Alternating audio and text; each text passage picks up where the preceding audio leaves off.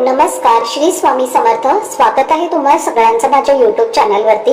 आजचा दिवस तुम्हा सर्वांना खूप छान सुखाचा आणि समाधानाचा जाऊ देत, हीच मी स्वामींच्या चरणी प्रार्थना करते आणि आजच्या या नवीन व्हिडिओला सुरुवात करते.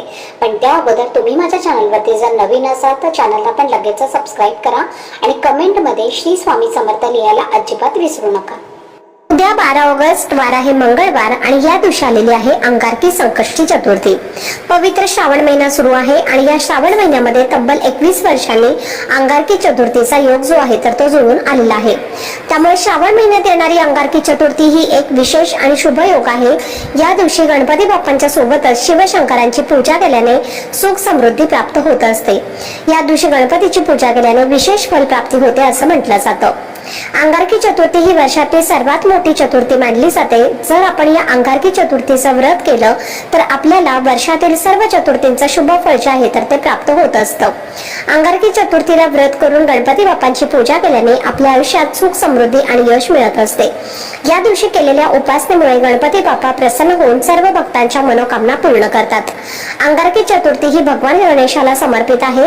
या दिवशी उपवास केल्याने सर्व मनोकामना इच्छा पूर्ण होतात.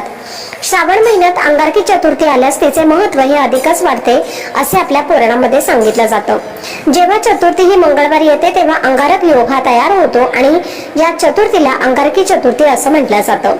या दिवशी दिवसभर व्रत करून संध्याकाळी चंद्रोदय झाल्यावर उपवास सोडला जातो. जर आपण या दिवशी चंद्राची पूजा न करता हे व्रत सोडलं तर त्या व्रताचं आपल्याला कुठलंही शुभ फळ जे आहे तर ते प्राप्त होत नाही. अंगारकी चतुर्थीचा चंद्रोदय जो आहे तर तो 9 वाजून रात्री 13 मिनिटांनी होणार आहे आणि म्हणून आपल्याला या वेळेमध्ये चंद्राची पूजा करून हे व्रत जे आहे तर ते सोडायचं आहे. या दिवशी गणपती बाप्पा हे स्वतः पृथ्वीवरती भक्तांना आशीर्वाद देण्यासाठी येत असतात. त्यामुळे पृथ्वीवरती गणपती तत्व हे इतर दिवसांच्या तुलनेमध्ये खूप जास्त प्रमाणामध्ये जागृत असते. त्यामुळे या दिवशी व्रतासोबतच गणपती बाप्पांच्या पूजेसोबतच काही प्रभावी असे उपाय सुद्धा केले जातात. तर आजच्या व्हिडिओमध्ये तुमच्यासोबत मी एक अतिशय प्रभावी असा उपाय शेअर करणार आहे. उद्या मंगळवार अंगारकी चतुर्थीला तुम्ही उपवास नाही केला तरीही चालेल, पण सकाळीच घरात आणा या झाडाचं एक पान. त्यामुळे शत्रू तुमच्या समोर लोटांगण घालेल. 7 पिढ्यांचं दारिद्र्य गरिबी नष्ट होऊन कितीही कठीणातील कठीण इच्छा ही तुमची पूर्ण होईल. घराची मुलांची पतीची अगदी भरभरून प्रगती होईल. तर असं कोणत्या झाडाचं पान तुम्हाला आणायचं आहे आणि त्या पानाचं काय करायचं आहे तर हे आजच्या व्हिडिओमध्ये मी तुमच्यासोबत शेअर करणार आहे. त्यामुळे व्हिडिओ हा स्किप न करता शेवटपर्यंत नक्की पहा, जेणेकरून तुमच्यापर्यंत योग्य ती माहिती पोहोचेल. आणि तुम्ही माझ्या चॅनलवरती जर नवीन असाल तर चॅनलला पण लगेच सबस्क्राईब करा आणि बेल आयकॉनला पण प्रेस करा, म्हणजे मी जेव्हा कधीही नवीन व्हिडिओज अपलोड करेन त्याचं नोटिफिकेशन सर्वात आधी तुम्हाला मिळेल आणि तुमचा एकही व्हिडिओ हा मिस होणार नाही. तर आजच्या व्हिडिओमध्ये तुमच्यासोबत मी जो उपाय शेअर करणार आहे तर हा उपाय आपल्याला मंगळवारी अंगारकी चतुर्थीच्या दिवशी करायचा आहे. सकाळी 12 वाजण्याच्या आधी आपल्याला या झाडाचं एक पान जे आहे तर ते आपल्या घरामध्ये आणायचं आहे. गणपतीला आपल्या हिंदू धर्मात बुद्धी, समृद्धी आणि अडथळे दूर करणारा देवता मानले जाते आणि म्हणून कोणत्याही शुभ कार्याची सुरुवात गणपती बाप्पांच्या पूजनानेच केली जाते, जेणेकरून शुभ कार्यामध्ये कोणतेही अडथळे, विघ्न येणार नाहीत. कारण तो सुखकर्ता आणि सौभाग्याचा देवता आहे.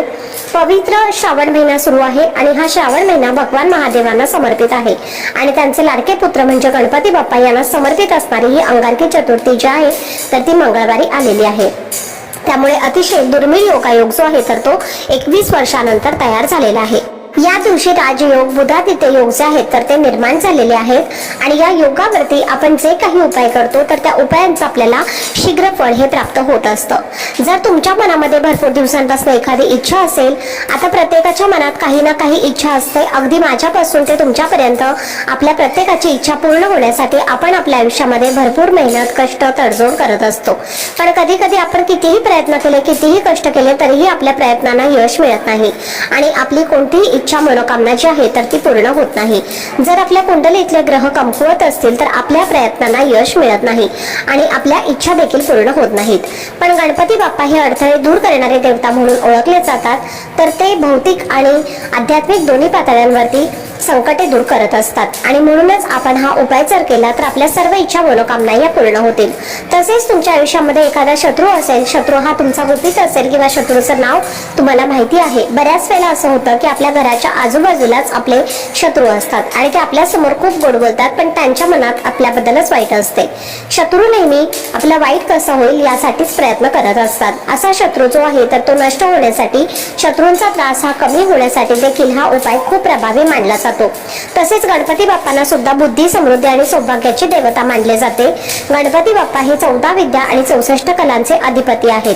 त्यामुळे जर तुम्हाला कोणत्याही क्षेत्रामध्ये यश मिळत नसेल, एखादा उद्योग व्यवसाय आहे किंवा नोकरी आहे आणि त्यामध्ये तुम्हाला जर यश मिळत नसेल, तर त्या व्यवसायामध्ये तुमची वृद्धी होत नसेल, तर हा उपाय तुम्ही आवर्जून करा। त्यामुळे तुमचा उद्योग व्यवसाय जो आहे तर तो चांगला चालू लागेल। तुमच्या घरामध्ये ज्या काही अडचणी सुरू आहेत, जी काही संकट आहेत, मुलांची प्रगती होत नाही, पतीची प्रगती होत नाही, कुटुंबाची प्रगती होत नाही, घरामध्ये सतत पैशांच्या आर्थिक अडचणी येत असतील किंवा घरामध्ये कोणतेही शुभ कार्य हे निर्विघ्नपणे पार पडत नसेल, तर तुम्ही हा एक उपाय जो आहे तर तो अंगारकी चतुर्थीला आवर्जून करा। अतिशय प्रभावी आणि सात्विक उपाय आहे। हा उपाय केल्याने तुमच्या जीवनातील सर्व समस्या या 100% दूर होतील। उपाय करण्यासाठी तुम्हाला या दिवशी सकाळी लवकर उठायचं आहे, स्वच्छ स्नान करायचं आहे। आंघोळीच्या पाण्यामध्ये तुम्हाला थोडंसं लाल चंदन आणि अगदी चिमूटभर अक्षता टाकायच्या आहेत आणि त्या पाण्याने तुम्हाला स्नान करायचं आहे। कारण हा दिवस अतिशय पवित्र असतो, तसेच आपलं शरीर देखील पवित्र असावं, शुद्ध असावं, प्रसन्न असावं, म्हणून या वस्तू टाकून स्नान करायचं आहे। यानंतर तुम्हाला तुमच्या देवघरामध्ये असणाऱ्या गणपती बाप्पांच्या मूर्तीवरती शुद्ध पाण्याने, दुधाने आणि पंचामृताने जे काही शक्य होईल त्याने तुम्हाला अभिषेक करायचा आहे। गणपती बाप्पांना दुर्वा, जास्वंदाची फुलं, दूध, दीप, अगरबत्ती लावून वातावरण प्रसन्न करायचं आहे। गणपती बाप्पांची सुख करता दुःख हरता ही आरती आपल्याला करायची आहे आणि त्यानंतर तुम्हाला हा उपाय करायचा आहे। जर तुम्ही विधिवत गणपती बाप्पांना प्रसन्न करून घेतलं तर बाप्पा तुमच्यावरती प्रसन्न होतील आणि त्यानंतर जो तुम्ही काही उपाय करणार आहे तर त्या उपायाचा बाप्पा तुम्हाला शीघ्र फळ देतील।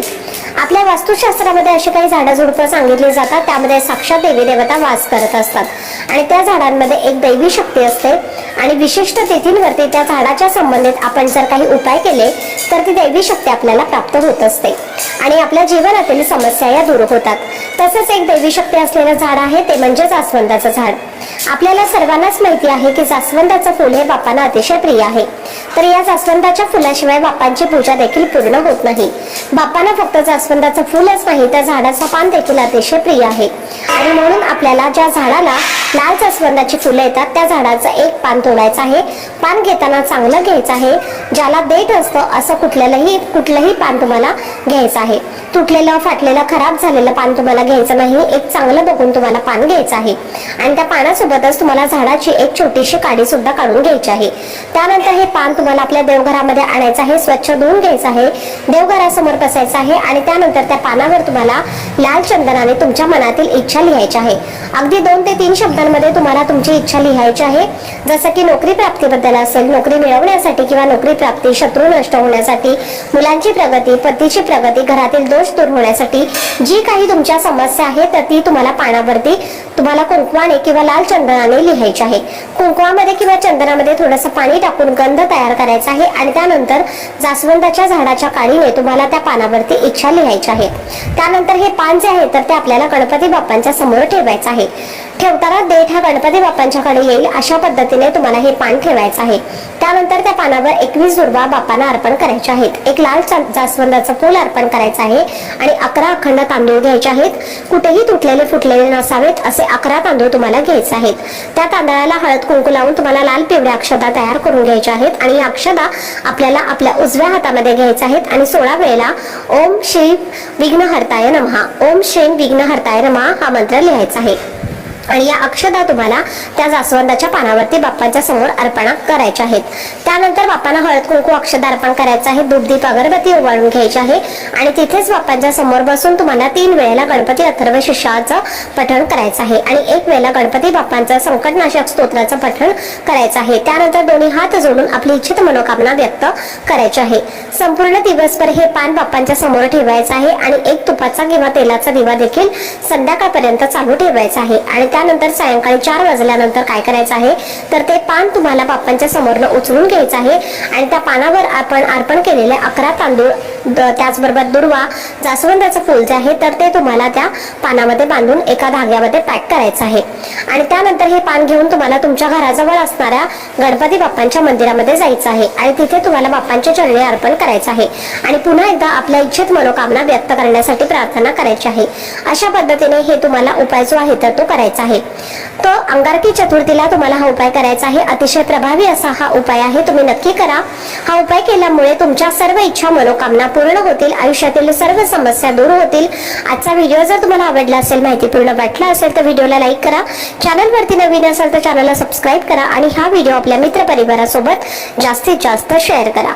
चला तर मग भेटूया पुढच्या व्हिडिओमध्ये, तोपर्यंत सर्वांना श्री स्वामी समर्थ।